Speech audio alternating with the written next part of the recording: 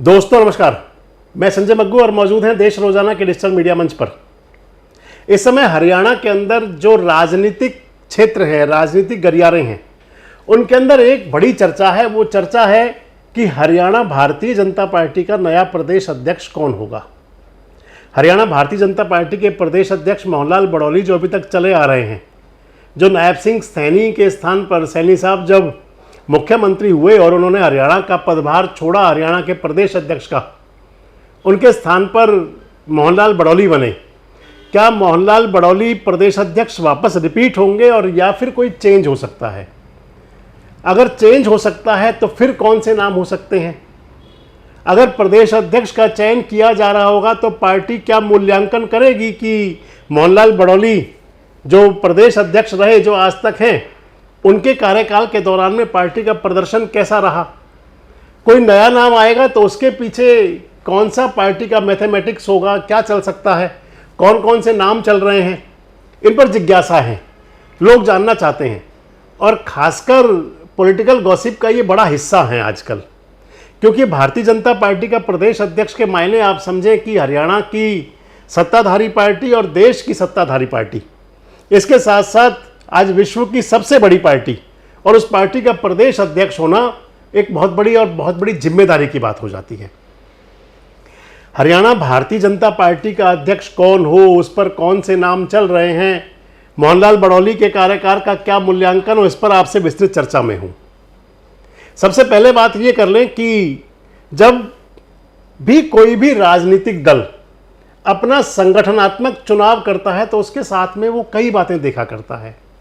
मसलन अगर किसी पार्टी को अपना जिलाध्यक्ष बनाना होता है तो फिर वो देखता है कि पार्टी के जो लोकल विधायक हैं, लोकल वहाँ के जो सांसद हैं, उनके साथ में ट्यूनिंग वाला नेता को बनाया जाए पदाधिकारी, यानी कि खासकर जिलाध्यक्ष, ताकि संगठन और सरकार, क्योंकि चुने हुए जनप्रतिनिधि सरकार का हिस्सा हुए और संगठन के अंदर वो लोग हुए जो पार्टी का संगठन का विस्तार का काम करते हैं। अगर इनके बीच कहीं कोई फ्रैक्शन होगा, क्योंकि हरियाणा में हुआ ऐसा एक बार, हरियाणा में ऐसा हुआ एक बार और वो देखा लोगों ने।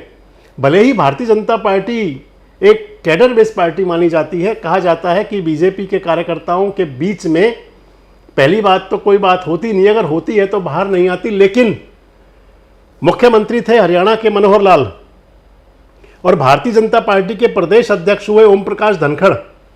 तो उस समय मनोहर लाल जी और ओपी धनखड़, यानी कि एक संगठन के मुखिया, एक सरकार के मुखिया, और उनके बीच कहीं ना कहीं अनकही कंट्रोवर्सीज ऐसी थी जो सामने आ जाती थी।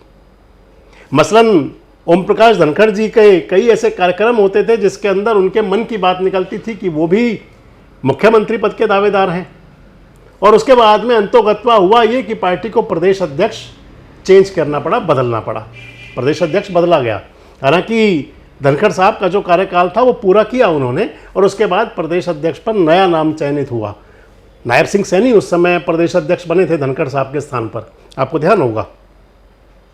अब मैं आपसे बात कर रहा हूं, इसलिए मैंने आपको जोड़ा कि पार्टी आला कमान ये जरूर देखेगा कि जिसको संगठन का मुखिया बनाया जाए, जिसको संगठन का दायित्व दिया जाए, उनकी जो मुख्यमंत्री हैं हरियाणा के नायब सिंह सैनी, उनके साथ में ट्यूनिंग ठीक ठाक जरूर हो, ताकि कहीं किसी प्रकार का विरोधाभास पैदा ना हो। अब बात कर लेते हैं कि प्रदेश अध्यक्ष कौन हो सकता है, मोहनलाल बड़ौली की क्या स्थिति है। तो अगर देखें तो मोहनलाल बड़ौली लोकसभा चुनाव के बाद में भारतीय जनता पार्टी के हरियाणा के प्रदेश अध्यक्ष हुए। 2019 से 2024 के लिए वो विधायक चुने गए थे सोनीपत की राई विधानसभा सीट से। बाद में उनको लोकसभा का टिकट मिला, विधायक काल पूरा होने से पहले ही लोकसभा का टिकट मिला। तो मोहनलाल बड़ौली लोकसभा का चुनाव लड़े और लगभग 25-26 हज़ार वोट से सोनीपत संसदीय सीट से चुनाव हार गए। सतपाल ब्रह्मचारी वहाँ से कांग्रेस के नेता जो कैंडिडेट थे वो चुनाव जीत गए। बाद में इधर क्योंकि नायब सिंह सैनी हरियाणा के मुख्यमंत्री बन चुके थे और वही प्रदेश अध्यक्ष थे, तो उनका कार्यभार, उनका वजन कम करने के लिए उन पर ज़्यादा लाइबिलिटीज़ ना रहें, उन पर ज़्यादा उनका समय थोड़ा सा जनता के लिए बतौर सीएम खाली रहे, तो प्रदेश अध्यक्ष के लिए चयन किया गया मोहनलाल बड़ौली का। मोहनलाल बड़ौली ने प्रदेश अध्यक्ष बनने के बाद में जो महत्वपूर्ण काम ये था कि उन्होंने विधानसभा का चुनाव नहीं लड़ा। हालांकि ज़्यादातर जितने भी जो प्रदेश अध्यक्ष रहे भाजपा के, आप देखें तो सबकी इच्छा होती है कि चुनाव लड़ें। इवन आप देख सकते हैं कि सुभाष बराला हुआ करते थे, 2014 के चुनाव से पहले रामविलास शर्मा अध्यक्ष हुआ करते थे, तो रामविलास शर्मा विधानसभा का चुनाव लड़े थे। 2019 के चुनाव के विधानसभा चुनाव के दौरान में सुभाष बराला अध्यक्ष हुआ करते थे, सुभाष बराला विधानसभा का चुनाव लड़े, हालांकि हार गए थे वो। 2024 के विधानसभा चुनाव के दौरान जब मोहनलाल बड़ौली अध्यक्ष हुए तो उन्होंने कहा कि वो विधानसभा का चुनाव नहीं लड़ेंगे, इसकी बजाय पार्टी को मजबूत करेंगे। हुआ भी। मोहनलाल बड़ौली के नेतृत्व में जो विधानसभा का चुनाव हुआ, क्योंकि संगठन के मुखिया थे और उनके नेतृत्व में हुए चुनाव में भारतीय जनता पार्टी ने बहुत आशातीत और बेहतरीन प्रदर्शन किया। मोहनलाल बड़ौली के नेतृत्व में जो चुनाव हुआ और नायब सिंह सैनी जो मुख्यमंत्री के देखरेख में उनके नेतृत्व में चुनाव हुआ, यानी कि इन दोनों की जोड़ी जो चुनाव मैदान में थी, नायब और मोहन की, इस जोड़ी ने हरियाणा के अंदर एक कमाल किया, एक करिश्मा हुआ कि पहली बार भारतीय जनता पार्टी को बम्पर मेजॉरिटी मिली। 2014 के अंदर पार्टी की लहर थी, हवा थी, नरेंद्र मोदी के नाम पर पूरा जलवा था, लेकिन उस चुनाव में भी 47 विधायक आए थे और जब ये 2024 का चुनाव हुआ तो इसमें 48 विधायक मिले भारतीय जनता पार्टी को।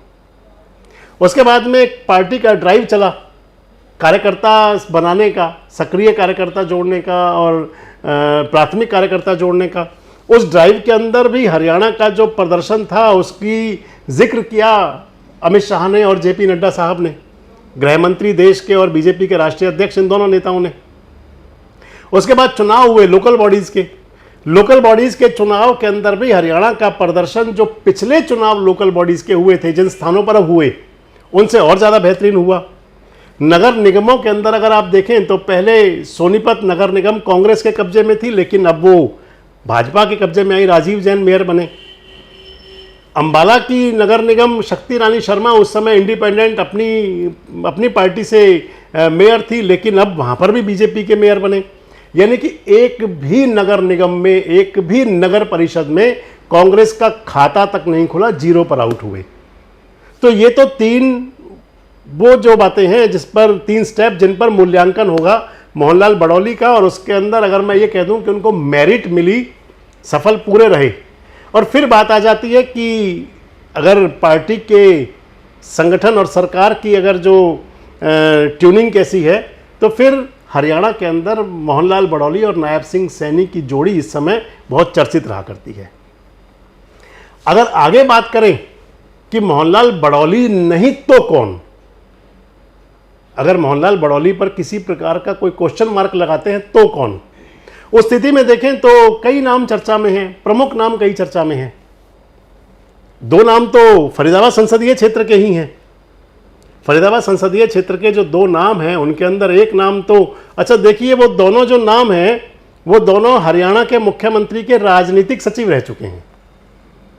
एक नाम दीपक मंगला का है और एक नाम अजय गौड़ का है।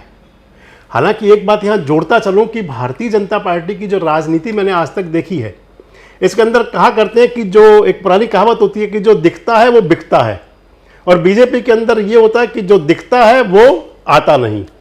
जिसका नाम ज़्यादा चल पड़े अगर, तो फिर कहीं या किसी का नाम आने लग जाए तो फिर वो चर्चाएं रह जाती हैं। आप इसके अंदर एक उदाहरण देख सकते हैं संजय भाटिया का, जिक्र करूंगा इसी वीडियो में संजय भाटिया जी का भी। तो जो नाम चल रहे हैं उनके अंदर मैंने आपको बताया कि दो नाम तो हैं, दीपक मंगला और अजय गौड़, दोनों फरीदाबाद संसदीय क्षेत्र के। एक नाम संजय भाटिया जी का भी लिया जाता है। संजय भाटिया करनाल के पूर्व सांसद हैं।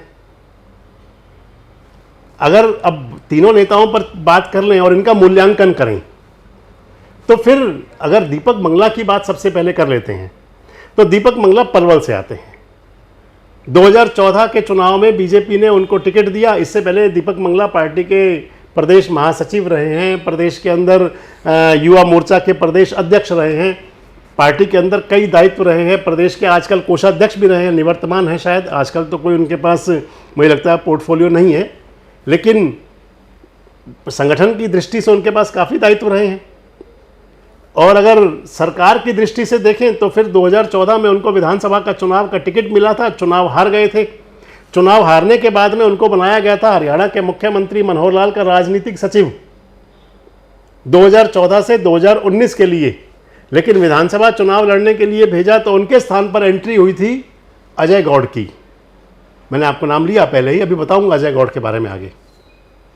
तो दीपक मंगला सरकार का बता रहा था मैं आपको, 2014 में टिकट मिला, चुनाव हारे, राजनीतिक सचिव बने, उसके बाद में 2019 में विधायक बने, भाजपा का टिकट मिला, 2019 से 24 विधायक रहे। कारण कोई भी रहे, 2024 में उनका विधानसभा का टिकट कट गया, उनको विधानसभा का टिकट नहीं मिला। पिछले दिनों बड़ी चर्चाएं थी कि दीपक मंगला जिलाध्यक्ष की दौड़ में भी थे, हालांकि उन्होंने आवेदन तो नहीं किया था। कृष्णपाल गुर्जर ने कहीं जो फरीदाबाद के सांसद हैं, केंद्रीय राज्य मंत्री हैं, उनकी गुड बुक्स में है दीपक मंगला। उन्होंने नाम भी चलाया था कि दीपक मंगला, जो राजनीतिक गलियारों में गॉसिप में जो चर्चा रही वो नाम रहा कि दीपक मंगला जिलाध्यक्ष की दौड़ में भी हैं। लेकिन महत्वपूर्ण बात आ जाती है कि 2024 के विधानसभा चुनाव के दौरान में नेताओं की भूमिका का भी अवलोकन होगा कि कौन से नेता की क्या भूमिका थी। दीपक मंगला जी जो उस समय निवर्तमान विधायक थे, अब पूर्व विधायक हो गए, उनका और गौरव गौतम का जो आजकल पलवल के विधायक हैं, हरियाणा के खेल राज्य मंत्री हैं, सबसे युवा मंत्री हैं, हरियाणा के सबसे युवा राजनेता हैं, इनकी जो आपस की मेलजोल था वो कैसा था, चुनाव के अंदर दीपक मंगला जी की क्या भूमिका थी, ये दीपक मंगला जी बता सकते हैं, गौरव गौतम जी बता सकते हैं। पॉलिटिकल गॉसिप तो सबके लिए सब चला करती हैं।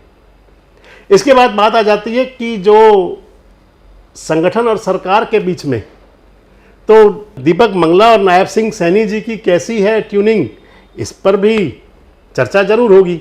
लेकिन सबसे महत्वपूर्ण बात आ जाती है कि जो 2024 का चुनाव वो जरूर मायने रखेगा।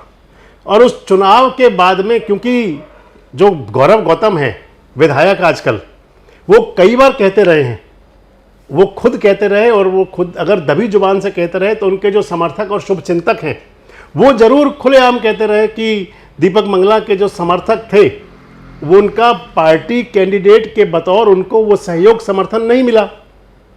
और अगर देखें तो उस समय बड़ी संख्या में पलवल विधानसभा क्षेत्र में, पलवल जिले में, खासकर पलवल विधानसभा क्षेत्र में पलायन हुआ था भारतीय जनता पार्टी से कार्यकर्ताओं का बड़ी संख्या में, विधानसभा चुनाव के दौरान भी और चुनाव में टिकट डिक्लेयर होने के बाद में, और उससे कुछ दिन पहले भी बड़ी संख्या में कार्यकर्ता चले गए थे बीजेपी को छोड़ करके कांग्रेस पार्टी की तरफ। कई लोग पार्टी ज्वाइन कर गए थे और कई लोगों ने बिना ज्वाइन किए हुए, आप समझ रहे होंगे राजनीति के अंदर सब कुछ हुआ करता है। खैर, तो ये बात आती है दीपक मंगला की। अगला नाम आता है अजय गौड़ का। अजय गौड़ साहब भी मुख्यमंत्री के राजनीतिक सचिव रहे हैं फरीदाबाद के अंदर। इससे पहले वो भूमि विकास बैंक के चेयरमैन भी रहे हैं। 2009 से और 14 के दौरान में जब वो समय था तो उस समय पार्टी के जिलाध्यक्ष भी रहे हैं।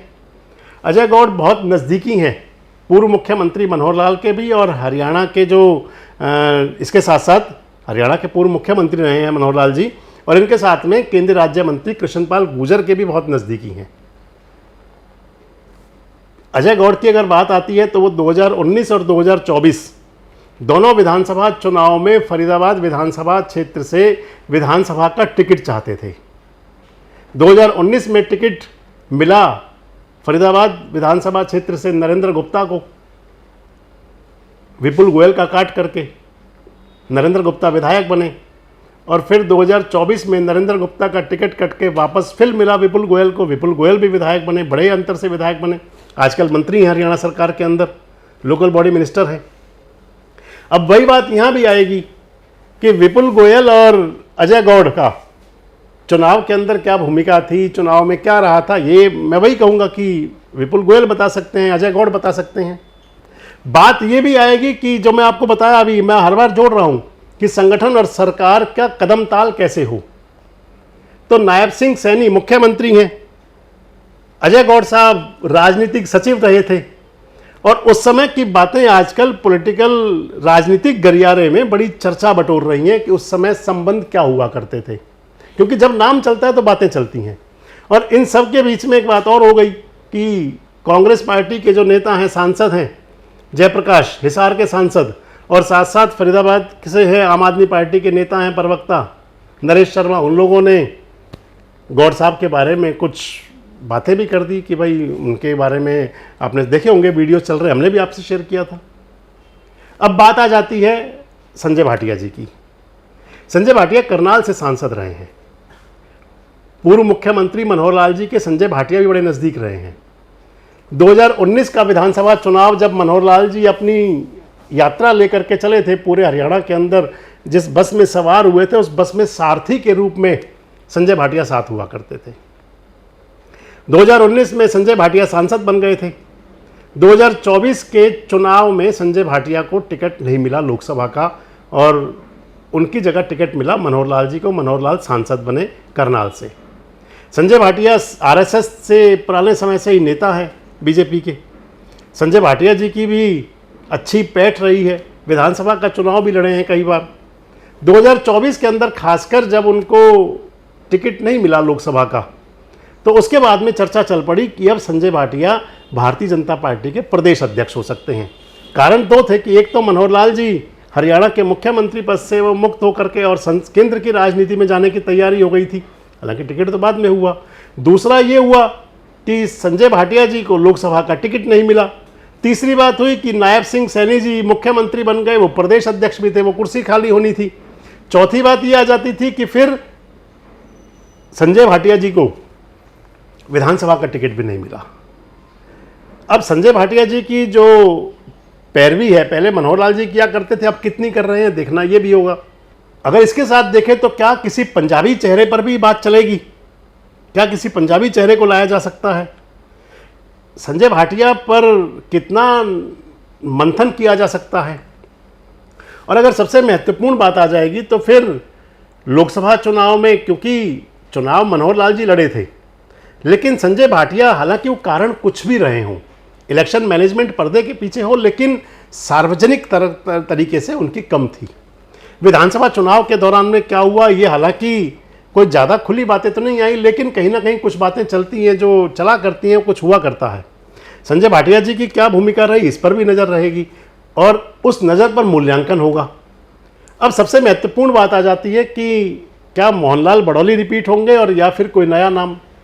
कोई नया नाम तो फिर उनके कार्यों का मूल्यांकन, और नया नाम तो फिर हमने आपको 3 नाम बताए। आपको क्या लगता है, मोहनलाल बड़ौली क्या चेंज हो सकते हैं? अगर कहीं ऐसी कोई बात आती है तो जो 3 नाम हमने आपको बताए, संजय भाटिया, अजय गौड़ और दीपक मंगला, और अगर ये नहीं तो फिर क्या कोई और?